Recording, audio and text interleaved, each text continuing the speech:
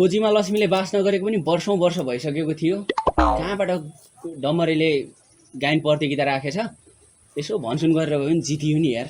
ओहो यमन हातभरि पैसा बोकेर बरबराउँदै बसिरहेछस् त। दाइ पैसा त जितियो। अब यो पैसा कहाँ लगानी गरौँ भनेर सोच्दा सोच्दै मेरो दाहिने दिमागले कामै गर्न छोडिसक्यो। लगानी भन्दा पनि अस्ति गरेको बाचा भुलेको छैनस् नि। ए साँच्ची म त बिर्सी पो रहेछु। 50 त तपाईँलाई पो दिनुपर्ने है। अब धेरै कुरा के गरिराख्नु। तपाईँको 50 तपाईँ राख्नुहोस्, बाँकी म राख्छु है।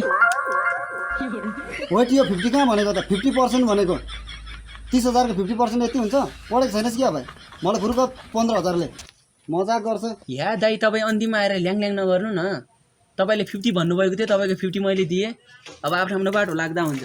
कहाँ बाटो लाग्नु भने भाइ। मैले झन् त्यति राम्रो प्रतिस्पर्धी हुँदा तिमीले भनेर तिमीलाई जिताएँ। अहिले आएर तिमी यसरी ल्याङ गर्ने, भोलि यो सब गाउँले थाहा पायो भने के हालत हुन्छ मेरो। सोचेको छ तिमीले? या ल हुन्छ।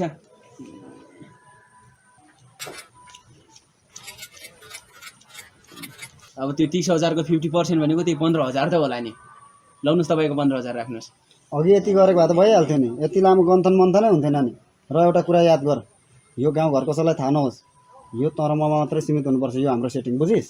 त्यहाँको थाहा न थाहा भइसक्यो। हाम्रो त कानै नाइ केही सुनिया नाइ।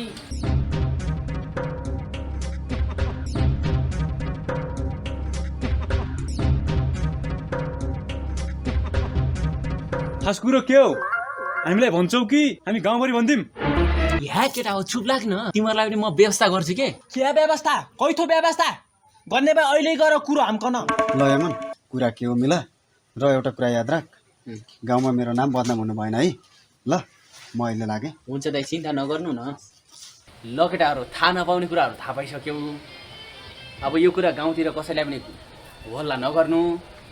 आज तिमीहरूलाई भो भन्दासम्म लोकल झोल मेरो तर्फबाट। खुवाउने भए बाइ जाउँ त, के यहाँ बसौँ? जाउँ जाम ल भिडियो ए पक्छ केटा।